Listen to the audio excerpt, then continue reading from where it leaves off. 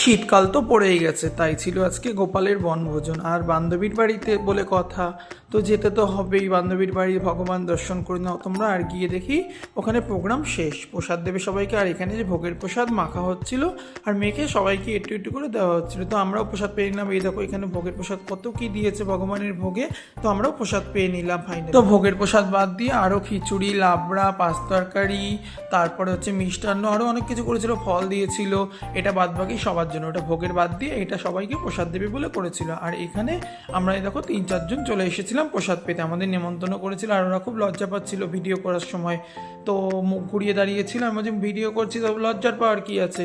বাদ বাকি সবাইকে দেখো, এই দেখো ও ভীষণ লজ্জা পাচ্ছিল। আর বাদ বাকি সবাইকে ভিডিও করেছি মোটামুটি। আর এত লজ্জা পেলে হয় বলো?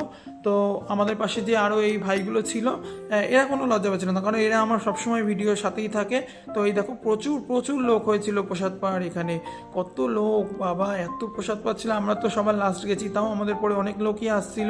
যাই হোক, এত ভিড় ছিল, কি করে জায়গা পাবো বুঝেই পাচ্ছিলাম না। আর তারপরেই ও লজ্জা ভাঙলো, ও অন্যমনস্ক হয়েছিল, একটু কথা বলছিল, আমি ভিডিওটা করলাম।